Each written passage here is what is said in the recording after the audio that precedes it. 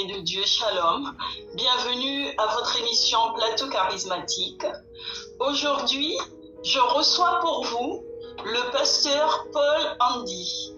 Bonsoir, pasteur. Bonsoir, servant de Dieu. Comment vous allez? Je vais bien par la grâce de Dieu. Et vous-même? Ouais, ça va. Dieu nous fait grâce. Ça va. Tout va bien. On est là. Amen, amen. Ouais. Alors aujourd'hui, vous venez pour nous parler encore de l'existence de Dieu Tout à fait. et particulièrement de Jésus-Christ et ses œuvres. Tout à fait. Amen. Alors, pasteur, nous allons prier pour nous mettre sous la mouvance de l'Esprit, surtout en ce vent de Pentecôte qui est passé il n'y a pas si longtemps. Nous allons vraiment nous remplir, nous nourrir pour que cette parole que vous nous portez ce soir soit réellement une nourriture céleste pour les enfants de Dieu. Amen, amen, amen. Tout à fait. On va prier. Père éternel, Te bénissons, te rendons grâce, Seigneur. Tu es bon, fidèle et merveilleux. Merci Seigneur Dieu Tout-Puissant, Seigneur, pour cette émission à laquelle tu vas nous permettre de parler de ta part, ton Père Dieu Tout-Puissant, Seigneur. C'est une grâce de nous retrouver encore une fois ici dans cette émission afin de parler de la part de Jésus-Christ. Seigneur, c'est une grâce. Merci encore une fois, Père, pour mon bien-aimé, mon frère, ma soeur, serviteur, homme de Dieu qui vont nous écouter dans ta puissance, Seigneur, Dieu dans le monde. Et est-ce qu'au travers, Seigneur, cette période de la Pentecôte, que le Saint-Esprit puisse se manifester encore puissamment dans la vie de tout un chacun, afin qu'éternel Dieu les amis, que nous puissions saisir les choses spirituelles, que nous puissions être spirituels et comprendre ce que Christ a pu faire, Seigneur Dieu de gloire, Papa, dans la vie de chacun de nous, Seigneur. Règne encore, Père éternel, en ce moment. Et ceux qui ne te glorifient pas, tous ceux qui ne te rendent pas gloire, soient éloignés de nous dans le nom puissant de Jésus-Christ. Amen. Merci. Amen. Alors, pasteur, je disais que vous veniez ce soir pour nous parler de l'existence de Dieu, parce que la dernière fois, nous étions sur ce thème de l'existence de Dieu, où on se disait que certains ne croient pas en cette existence, doutent encore, d'autres encore cherchent des preuves. Et donc, vous étiez venus, vous nous avez fait un tour de l'existence de Dieu, okay, en nous parlant de l'historique des religions, en nous parlant des scientifiques, des sciences. Scientifiques, de la part scientifique, la part religieuse dans l'histoire du monde. Et vous avez terminé par des témoignages, ouais, pour tout cela, pour prouver l'existence de Dieu. Et aujourd'hui, vous venez faire un complément sur Jésus-Christ et ses œuvres. Ok. Alors, je vous laisse la parole, pasteur. Voilà, j'aimerais parler sur Dieu. Dieu existe réellement, comme vous venez de l'annoncer là. Dieu existe réellement. Mais là, nous allons parler sur Jésus-Christ et ses œuvres, qui sont des preuves. En fait, les œuvres de Christ sont une preuve de l'existence réelle des dieux. En fait, c'est qu'au travers des œuvres de Christ, j'aimerais encore une fois démontrer combien Dieu est réel. Et il opère jusqu'à présent, jusqu'à aujourd'hui. Parce que la Bible dit il est le même hier, aujourd'hui et éternellement. Il est vrai que dans l'émission précédente, j'ai commencé par expliquer les armes des sciences. J'ai commencé par parler. En fait, j'avais trop parlé, j'avais expliqué sur les hommes des sciences, certes. Que la plupart de certains scientifiques qui ont cru et qui ont fait des déclarations, ils croient qu'au-delà de l'intelligence humaine, il y a une intelligence supérieure, il y a un esprit derrière tout ça. C'est que d'autres ont cru même qu'il y a Dieu qui existe. Alors, je ne voulais pas vraiment me limiter seulement dans ça. Je commençais également par parler du Christ, mais je n'étais pas allé trop en profondeur sur Jésus-Christ parce que j'ai commencé par dire que au-delà de ce que les hommes de science peuvent croire ou encore essayer de tâtonner, de savoir si Dieu existe réellement ou pas, mais le point culminant, c'est Christ en fait. C'est Jésus-Christ qui est vraiment venu démontrer dans sa totalité que Dieu existe réellement. Alors, c'est au travers cette émission que j'aimerais encore parler des œuvres de Christ, de ce que Jésus a pu faire lorsqu'il était sur la terre, et qui a démontré réellement que ça, c'était des œuvres des dieux. C'était Dieu dans l'œuvre. Vous voyez? Donc, alors sur ce, j'aimerais nous encourager à lire un passage qui est, c'est le seul long passage biblique que je veux lire. Et le reste, je veux vraiment expliquer en long et à large. Nous allons lire Luc chapitre 24, le verset 13 à 53, mais je vais sauter des passages et tout. Luc chapitre 24, le verset 13 à 53. Je vais lire au nom de Jésus-Christ. Il est écrit: « Et voici, ce même jour, 2 disciples allaient à un village nommé Emmaüs, éloigné de Jérusalem de 60 stades. Et ils s'entretenaient de tout ce qui s'était passé. Pendant qu'ils parlaient et discutaient, Jésus s'approcha et fit route avec eux. Mais leurs yeux étaient empêchés de le reconnaître. Il leur dit: « De quoi vous vous entretenez-vous en marchant pour que vous soyez tout tristes ?» L'un d'eux, nommé Cléopas, lui répondit: « Es-tu le seul qui séjourna à Jérusalem ne sache pas ce qui est arrivé ce jour-ci ?»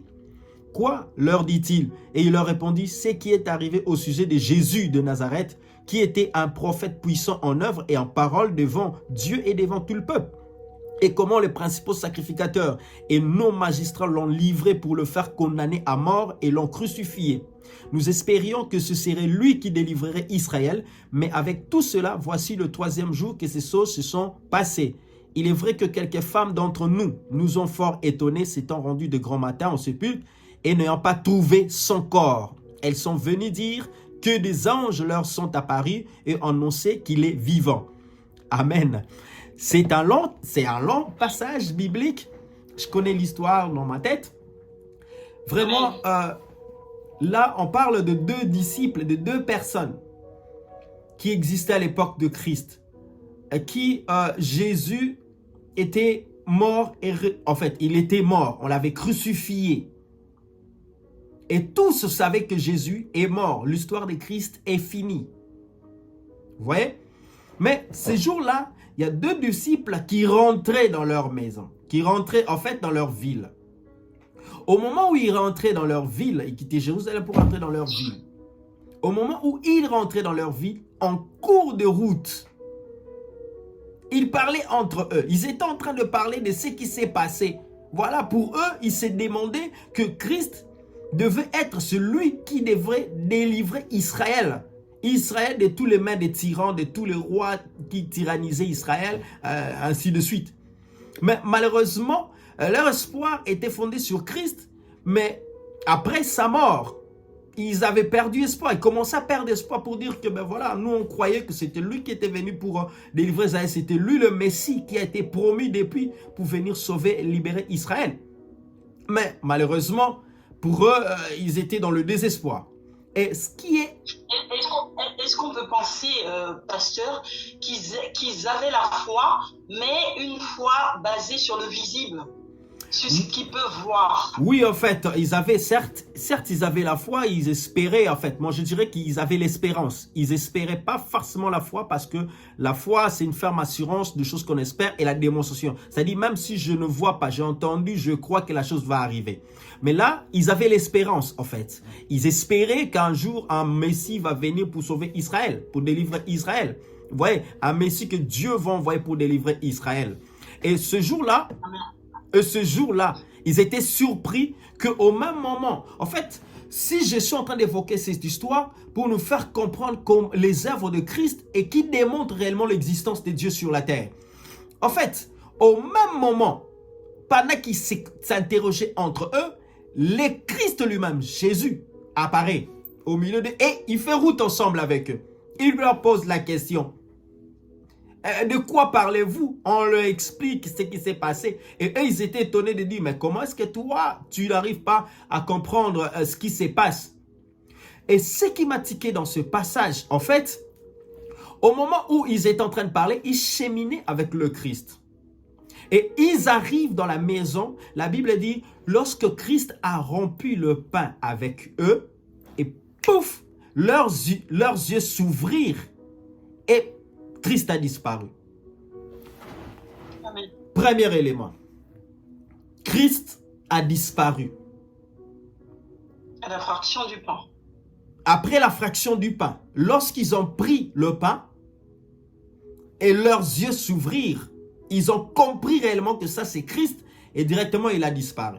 En fait, il s'est révélé en eux que le Messie que vous entendez, c'était bien moi.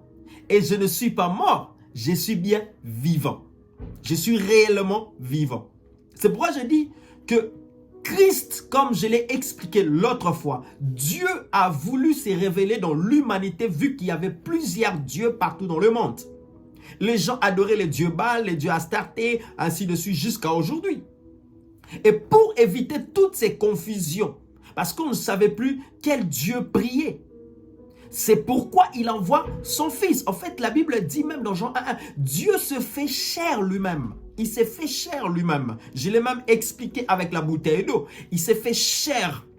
C'est par là qu'on voit la notion de la Trinité où on voit le Père, le Fils et le Saint-Esprit.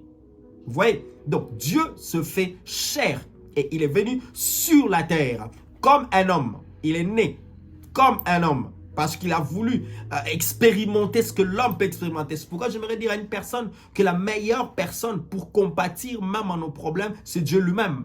Parce qu'il a été dans la peau de l'être humain. Il comprend et il compatit. Il sait ce qu'on peut endurer. Vous voyez? Et c'est lui qui aime sa créature plus que tout autre monde, en fait. Vous voyez? Et là, le Christ, en fait, est, on peut dire, l'incarnation de Dieu sur la terre. Christ est l'image de Dieu sur la terre. En fait, Christ est le reflet de Dieu sur la terre. C'est lui qui démontre que réellement Dieu existe. Et au travers des œuvres de Christ, que l'on arrive à comprendre réellement que ça, ce n'était pas un homme. Ce n'était pas des œuvres d'un homme. Vous voyez, quelqu'un qu'on apprend, qu'on prend, qu'on crucifie, on tue, on l'enterre. Et le troisième jour, il ressuscite. Et il parle même, la Bible dit, au même moment, il apparaît à 500 personnes. Au même moment. N'est-ce pas que Dieu, on l'appelle omniprésent. Il est présent partout dans le monde. Mais Christ aussi, il est ressuscité et il apparaît à plus de 500 personnes au même moment. Vous voyez? Donc, ce qui démontre l'existence, ce qui démontre les caractéristiques de Dieu. Et Christ est réellement celui qui démontre que Dieu existe sur la terre. On peut tâtonner avec la science, on peut tâtonner avec autre chose, mais Christ est en train de démontrer, Christ, la présence de Christ sur la terre, était là pour nous démontrer que Dieu existe réellement. Vous voyez? Amen, amen. Donc, ce qui veut dire maintenant, et quand on parle, j'aimerais énumérer quelques œuvres que Christ a fait sur la terre. Comme par exemple, si je regarde dans parce que dans cette émission, j'aimerais parler sur les œuvres de Christ qui sont de preuve, et j'aimerais aussi parler des œuvres de Christ dans ma propre vie à moi. Dans ma propre vie à moi, pour témoigner réellement que Dieu existe. Parce que non seulement on est censé de croire aux œuvres de Christ, mais nous-mêmes aussi, on est censé de vivre et d'expérimenter des œuvres pour arriver à dire que Dieu existe réellement. Pour qu'une personne... Allez-y. J'allais vous demander, vous parliez des œuvres de Christ dans nos vies, en tant que chrétien. Là, je parle d'abord des œuvres de Christ, par rapport à lui-même, la personne de Christ, et après, je veux parler sur les œuvres de Christ par rapport à ma vie, à nous chrétiens. Voilà, mais alors ma question, j'en arrive, c'est ces œuvres de Dieu qui se manifestent dans la vie du chrétien, est-ce que les œuvres de Dieu peuvent aussi se manifester dans la vie de celui qui ne croit pas ou qui n'est pas chrétien? Tout à fait, l'objectif, avant que les œuvres de Christ s'aient manifestées dans ma vie alors que j'étais encore païen. C'est là que je parle des témoignages. L'objectif et le but des œuvres de Christ dans la vie qui se manifeste au fait dans la vie des païens, c'est pour que le païen se convertisse et croit que Dieu existe. C'est pourquoi les œuvres doivent se manifester dans la vie d'un païen. Et sans cela, on ne va pas croire. Comme Jacques est en train de dire, montre-moi ta foi sans les œuvres, je te montrerai ma foi avec les œuvres. Vous voyez? Donc, on ne peut pas croire aussi s'il n'y a pas des œuvres, s'il n'y a pas une action, s'il n'y a pas de preuves. Vous voyez? Donc, c'est pourquoi je dis, vous allez remarquer que Jésus, dans Jean chapitre 2, verset 1 à 11, Jésus change l'eau en vin. Ouais. Oui, on peut dire, Jésus, il change. Là, je parle des œuvres que Christ a démontrées sur la terre pendant qu'il était sur la terre. Là, on peut dire ça, c'est une tour des passe-passe. On peut dire que c'est des tours des magiciens. Oui, que des magiciens peuvent aussi faire ces genres d'œuvres. Les magiciens peuvent aussi changer l'eau en vin. Oui, maintenant, j'ai donné ce passage pour faire confondre certaines personnes.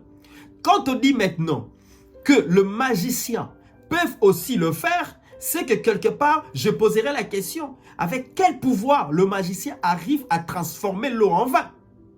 Alors, si on me donnera la réponse de dire que par un esprit peut-être, ou le diable lui-même, ce qui veut dire, on arrive à prouver que réellement au travers des œuvres des magiciens, que Satan existe. Et si Satan existe, ça veut dire que Dieu aussi existe. Parce qu'aujourd'hui, remarquez, même dans nos entreprises, que ce soit dans nos entreprises, que ce soit dans le monde, dans les familles, les gens vont consulter des devins pour évoquer des esprits. Des personnes qui ne croient pas, des personnes qui ne croient pas que Dieu existe, mais ils vont chez les devins pour consulter les esprits, consulter, savoir c'est quoi, quel sera leur avenir. C'est que quelque part, ils croient à ces devins, que le devin a un certain pouvoir à laquelle il peut lui révéler certaines choses dans sa vie. C'est des œuvres des magiciens. Vous voyez? Donc, ça veut dire que ce que le magicien est en train de faire, est en train d'appliquer, démontre que au-delà de lui, il y a un esprit qui existe. Au-delà des visibles, il y a un esprit invisible qui existe. Alors, d'où Christ étant venu comme étant un homme, mais il a opéré comme étant un Dieu invisible sur la terre. Là, il s'est manifesté, il vient comme un homme, mais il opérait. En fait, il y avait des signaux, il y avait des œuvres qui démontraient réellement que ça, c'est l'œuvre de Dieu. Et il transforme l'eau en vin. Les gens n'arrivent toujours pas à comprendre. Dans Jean chapitre 4, verset 43-54, il rencontre un officier du roi, dont le fils était malade. Écoutez, on dit bien Dieu est le maître des temps et des circonstances.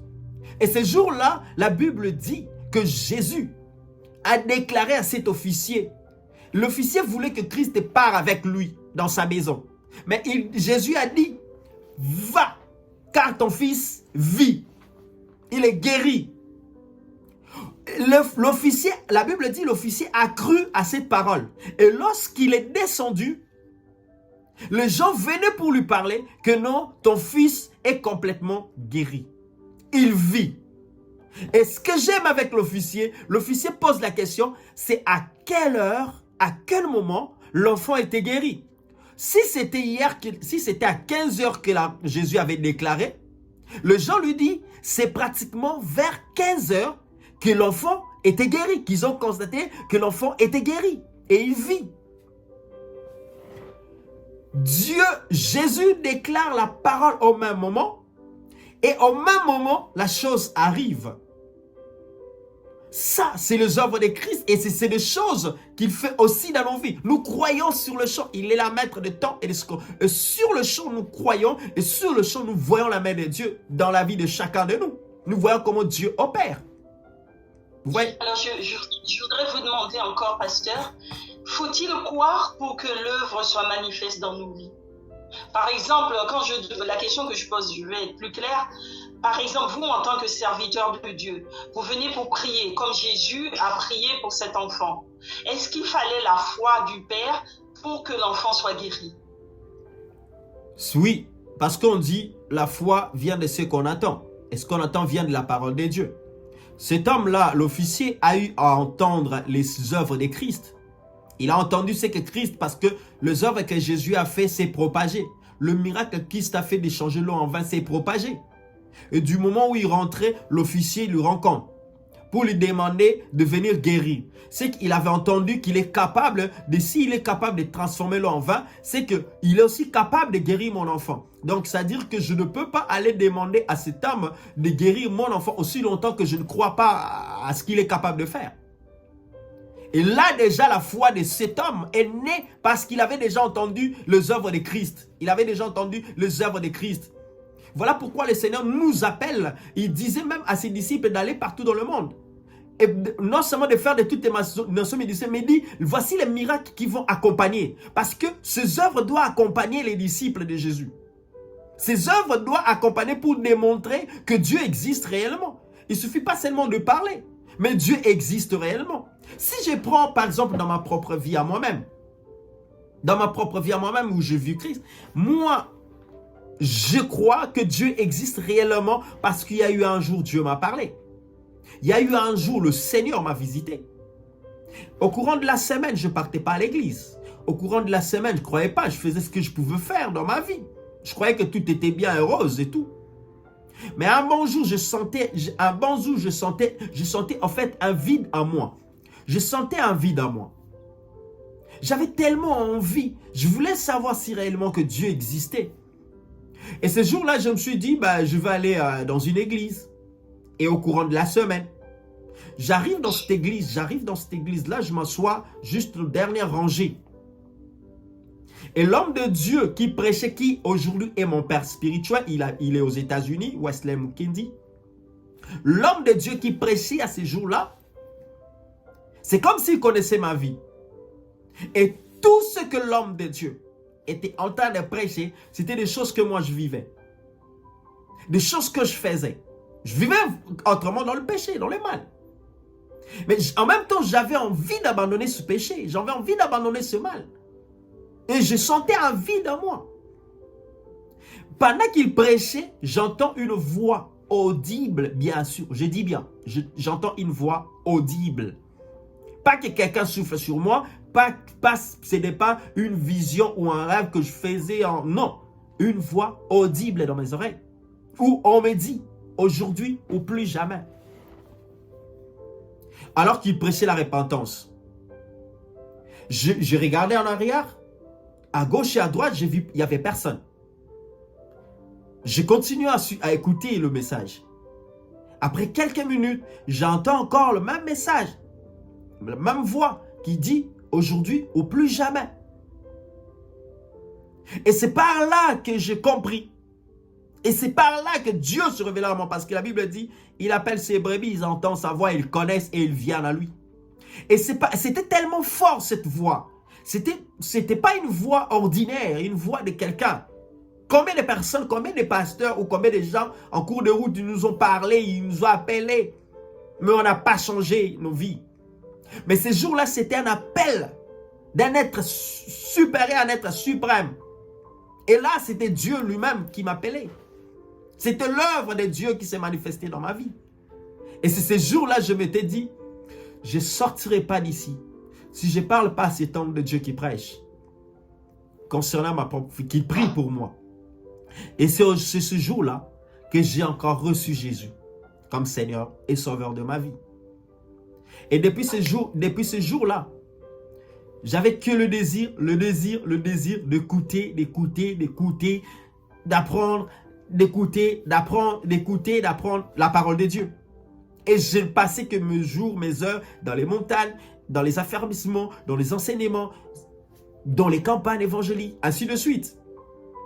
Et plus tard, lorsqu'on a reçu l'appel pour servir Dieu, c'est là où le Seigneur nous a aussi mandaté, il nous a conféré aussi son onction. Il nous a conféré son onction afin d'aller aussi faire les mêmes choses que lui, il a fait.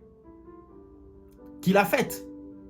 Et c'est à travers de ça que j'ai un témoignage que je me rencontré qui prouve l'existence de Dieu.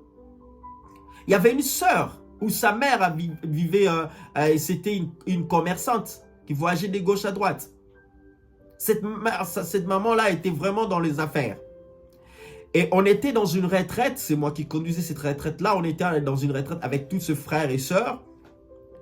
On rentre un dimanche et on nous appelle. C'était pratiquement vers 14h, plutôt vers midi. On m'appelle, non pasteur, il y a la maman de la sœur Naomi qui est complètement, elle a fait un accident.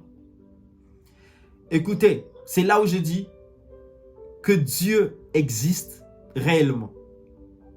Lorsqu'on m'a dit ça, je dis à la sœur qui m'a appelé, je dis, écoutez, d'où est-ce que nous venons? Et je me rappellerai toujours de cette retraite. C'était dénommé la foi audacieuse. Et ce jour-là, j'ai dit à la sœur, on vient de quelle retraite? Et le dénommé de la retraite, c'était quoi? Il m'a dit, c'est la foi audacieuse.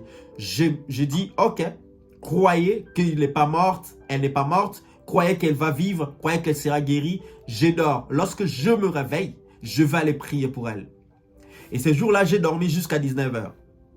Je me réveille, la première personne à qui j'ai appelé, c'était la sœur. J'appelle une de sœurs que j'encadrais. Je dis, ok, on y va pour aller voir la maman de notre sœur, notre bien-aimée. On y va, on arrive à l'hôpital. J'entre dans l'hôpital. Nous rencontrons un homme, il y avait un homme qui était de l'église de Noir, une église mystique en fait, et qui ne voulait pas que nous tous on entre. Mais j'ai dit, j'ai été mandaté par le Seigneur pour entrer et nous allons parler, nous allons prier pour notre bien-aimée, une maman qui est dedans. Et par la grâce de Dieu, il nous a fait entrer. On est entré à l'hôpital. Nous arrivons à l'hôpital, j'épargne certains détails. Nous rencontrons une personne qui priait pour cette maman concernant ses biens, ses matériels, que Dieu protège ses matériels. Ce n'est pas mauvais. Je dis que ce n'est pas mauvais. Mais à ce moment-là, la maman n'avait pas besoin de matériel. À quoi ça sert à un homme? Le matériel alors qu'elle est à l'agonie, prêt à mourir. Ça lui servira à quoi ces matériels? Et c'est par là que l'Esprit de Dieu me dit, vous allez prier pour sa guérison. Et là, je dis à tout le monde que ceux qui pleurent sortent. Et ceux qui croient que Dieu est vivant, Dieu est réel, Jésus existe réellement et qu'il peut guérir, reste avec moi et je veux prier avec. On va prier. Et c'est là que j'ai vu la maman. Elle avait fait un accident où le camion l'avait percutée. Elle est tombée, elle s'est fracturée la tête. En fait, elle s'est cognée sur la route. Et il y avait une moto qui est passée dessus sa main. Et la main avait gonflé. Et du moment où elle était alitée sur son lit de l'hôpital, j'ai pris sa main. J'ai touché sa main. Et l'Esprit de Dieu me dit, commence à louer et à rendre grâce à Dieu pour sa guérison. Et au moment où j'ai loué Dieu, j'ai dit à tout le monde, on va louer, on va bénir Dieu pour cette circonstance. Au moment où j'ai loué Dieu pour sa guérison, au moment où j'ai levé le nom de Jésus-Christ au-dessus de tout, c'est à ces moments-là, je voyais la main de la sœur qui était gonflée commencer à revenir normal. C'était un miracle instantané. Commencer à revenir normal. La main qui était gonflée s'est dégonflée en fait. Et revenait à la normale. Et j'ai senti encore une fois, quand j'ai vu ces choses, moi-même, je ne revenais pas. Et j'ai senti en moi une puissance et une foi de dire à la maman, maintenant, lève-toi et descends de ton lit. Et c'est à ce moment-là, quand j'ai déclaré, la maman se leva comme si un ange l'a pris, il a levé, il a balancé au-dessus. La maman se leva comme si rien n'était. Et sa fille, et moi, et les sœurs qu'on était venus pour prier pour elle, et elle-même la maman, ont commencé à louer, à chanter, à glorifier Dieu. Ce jour-là, Dieu que nous servons, Dieu à qui nous avons cru autrefois, nous a démontré qu'il existe réellement. C'est pourquoi j'aimerais dire à toute personne qui nous suit au travers de cette émission, que Dieu peut te toucher, que Dieu peut te transformer, que Dieu peut changer toute forme de situation à laquelle tu es en train de vivre, peu importe la maladie que le médecin a déclarée. Le maladie que le médecin a déclarée incurable, Jésus-Christ est capable de guérir ces choses, car ses œuvres agissent jusqu'à aujourd'hui, se manifestent jusqu'à présent. Nous sommes dans le temps de la grâce et le Seigneur, ses œuvres se manifestent jusqu'à présent. Voyez, là, j'ai vu la main de Dieu dans ma vie. J'ai expérimenté la main de Dieu dans ma vie. Et au travers ce jour-là encore, je ne vois plus rien qui peut me faire douter de l'existence de Dieu. Rien dans ce monde. Je dis bien rien. Même si je n'ai ni or ni argent, je n'ai rien, ni maison, je ne sais pas quoi là. Mais je ne vois rien qui peut me faire douter de l'existence de Dieu. Dieu existe réellement. Et Jésus est venu sur cette terre et il a démontré au travers les œuvres, au travers de toutes sortes de miracles. Il a marché sur les eaux de la mer. Il a calmé les tempêtes. Il a défié la nature. Personne ne peut faire ce genre de choses si ce n'est que lui. Et maintenant, dans le temps où nous sommes, il dit à nous, ses serviteurs, ses servantes, que maintenant, c'est à nous de faire ces choses. C'est à nous de le démontrer. Voilà pourquoi il dit, les miracles, voici les miracles qui accompagneront ceux qui auront cru en mon nom. Le miracle n'est pas pour des spectacles, n'est pas pour la renommée des hommes de Dieu ou des serviteurs. Le miracle n'est pas pour la renommée des églises. Mais le miracle est là pour la gloire de Dieu et pour démontrer que Dieu existe réellement, afin que l'humanité arrive à croire à son existence et à donner leur vie à Jésus. C'est ça le but de miracle. Ce n'est pas là pour démontrer que moi je suis un pasteur puissant ou je suis une servante d'une prophétesse puissante, ainsi de suite. Non, le miracle est d'abord l'expression de l'amour de Dieu qui répond à un besoin quelconque, qui se manifeste dans la vie de nos gens pour démontrer son existence, qu'il existe réellement, que dans ce cas, dans le cas laquelle tu traverses, il n'y a que lui qui peut intervenir, il n'y a que lui qui peut faire des choses dans ta vie. Voilà pourquoi les miracles, le surnaturel se manifestent. Et pour prouver que Dieu existe réellement. Vous voyez? Donc, je m'en vais pour conclure. Pour dire aux gens que si les hommes des sciences ont cru à l'existence, et ils ont commencé à voir les signaux, ils ont commencé même à expérimenter, laisse-moi vous dire que Dieu existe réellement. Et Jésus, l'historique l'a prouvé. Il a prouvé l'existence de Christ. Et Christ ne parlait pas de lui-même. Il ne parlait pas de lui-même. Il parlait de Dieu. Voilà pourquoi je vais atterrir dans ce passage biblique de Jean chapitre 5, verset 36 qui dit, moi, ça c'est Jésus, il dit, moi, Jésus, j'ai un témoignage plus grand que celui des gens. Car les œuvres que le Père m'a donné d'accomplir, les œuvres même que je fais témoignent de moi que c'est le Père qui m'a envoyé. Jésus dit, ces œuvres que moi je fais, j'ai un témoignage plus grand que Jean, plus grand que le Jean de ce monde, plus grand que les hommes des sciences, plus grand que tous. Jésus a un témoignage le témoignage de Christ a un témoignage plus grand que tous les témoignages des hommes de Dieu. Et il dit que ces témoignages que j'ai témoignent même que Dieu, que le Père m'a envoyé, le Dieu Tout-Puissant m'a envoyé sur cette terre. Vous voyez, voilà pourquoi je dis que si nous voulons vraiment croire que Dieu existe, commençons par croire que Jésus a existé. Commençons par croire à Jésus et commençons par donner nos vies à Christ comme Seigneur et Sauveur. Et là, nous allons encore expérimenter une autre dimension de l'existence de Dieu dans notre vie. Nous allons expérimenter Dieu dans nos vies. Que Dieu nous bénisse. Amen. Amen. Alors, pasteur, nous arrivons donc au terme de notre émission. Hein. Donc, il faut toujours une fin, hein, même aux bonnes choses. Tout à fait. À la bonne nourriture. Donc, je vais vous demander de conclure.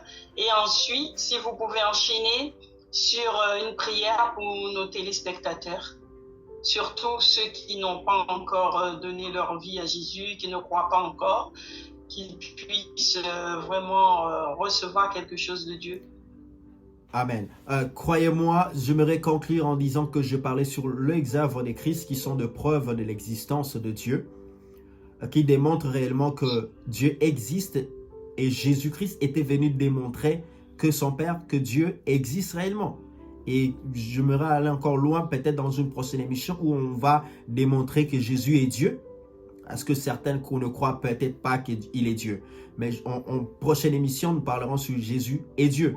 Démontrer qu'il est Dieu. Mais là, j'aimerais dire à chacun de nous que Jésus-Christ est le point culminant, en fait. C'est lui qui est venu démontrer vraiment vrai, plus que même les hommes des sciences n'arrivaient pas à le faire. Lui, il est venu démontrer réellement que Dieu existe. C'est pourquoi j'aimerais encourager mon frère, ma soeur qui sont dans leur maison, partout où vous êtes, dans les pays où tu te retrouves. Laisse-moi te dire une vérité. Moi, j'ai expérimenté Jésus dans ma vie. J'ai expérimenté la présence de Dieu dans ma vie et j'en continue à expérimenter jusqu'aujourd'hui. Donc, pour te dire, et je te garantis que ce Dieu existe réellement et tu ne seras jamais déçu. Voilà, et j'aimerais que chacun de nous puisse vraiment donner sa vie à Jésus-Christ là où il est. Que tu ouvres simplement ton cœur et que tu l'invites. C'est tellement facile ce qu'il nous demande, que tu crois simplement qu'il existe et que tu invites Jésus dans ton cœur comme ton Seigneur et ton Sauveur personnellement. Voilà, tu te repens simplement de tes fautes et il est là pour pardonner nos fautes, nos torts, peu importe ce que tu as fait. Mais Jésus est là pour nous pardonner, il était venu pour ça. Et son amour est là pour couvrir et pour nous laver, nous purifier. Ainsi, tu deviendras enfant de Dieu lorsque tu le reçois comme Seigneur et Sauveur de ta vie. Tu peux faire cette prière dans ta maison, là où tu es, et que tu dis, Seigneur, je t'ouvre mon cœur, je me répands de mes fautes, de tout ce que je fais. Pardonne-moi mes iniquités. Et aujourd'hui, je reconnais que tu es venu sur cette terre démontrer l'existence de Dieu. Et je prie que tu entres dans ma vie et je t'accepte dans ma vie comme Seigneur et Sauveur de ma vie personnelle. Que je sois baptisé du Saint-Esprit par ce moment de la Pentecôte, afin que je continue à croire à l'existence de Dieu et à ce que tu as fait à Golgotha. Au nom de Jésus-Christ, je vais prier pour chacun de nous. Père, nous venons te dire merci, nous venons te rendre grâce éternelle. Merci pour cette émission, merci pour ce moment. Merci d'avoir envoyé Jésus-Christ sur la terre pour venir démontrer ton existence au travers les œuvres que nous avons vues et nous avons entendues. Nous croyons aujourd'hui que Christ existe et que Dieu existe réellement, Père éternel, et que tu es le créateur de l'univers, tu es notre créateur et tu as créé tout ce qui existe. Ainsi, je prie pour mon frère, ma soeur, là où il est, au travers, Seigneur, cette émission, que quelqu'un soit touché, que les malades soient guéris, manifeste tes œuvres dans la vie de tout un chacun, délivre les captifs, libère les opprimés. Seigneur, je te prie de briser même le chêne qui détenait captif dans les maladies, les personnes de tout genre, partout dans le monde, Seigneur, que ce soit en France, Seigneur, oui, en Afrique, en Amérique, Seigneur, en Asie et en Océanie, partout dans le monde. Je prie que tu étends ta main puissante et que tu guéris, tu transformes, tu sauves, tu libères dans le nom de Jésus-Christ. Et je prie que tes œuvres se démontrent afin que l'humanité arrive à croire que tu es Dieu. Montre-toi, Seigneur, démontre-toi auprès des païens, démontre-toi auprès de ceux qui ne te connaissent pas, afin qu'ils donnent leur vie en toi, Seigneur, et qu'ils viennent en Dieu, parce que tu es en train de revenir bientôt, Seigneur, et nous attendons l'enlèvement de l'Église. Seigneur, bénis ton peuple, bénis ton Église et bénis toute personne qui est en train de suivre ou qui suivra de manière à en différer cette émission. Bénis également ta servante, Seigneur, bénis cette émission Plateau Charismatique et bénis, Seigneur Dieu, l'œuvre que nous sommes en train d'entreprendre pour la gloire de ton nom, Seigneur. Je te dis merci de ce que tu es avec nous. Laisse que le Saint-Esprit, au travers de la Pentecôte, que le Saint-Esprit se propage dans l'humanité et puisse sauver et ramener le cœur des âmes vers toi. Au nom de Jésus, j'ai ainsi prié. Merci Seigneur Jésus. Amen. Amen, amen, amen. Alors je vous dis merci, pasteur. Merci. Le temps s'est écoulé, hein. Donc je dis merci. Je remercie tous les téléspectateurs de nous avoir suivis ce soir. Et je vous demande, comme à l'accoutumée, hein, de faire connaître le plateau charismatique, de faire passer les émissions. Et surtout, n'hésitez pas à vous abonner. À bientôt, pasteur. À bientôt. Dieu vous bénisse. Merci. Merci. Soyez bénis. Soyez bénis aussi. Au revoir.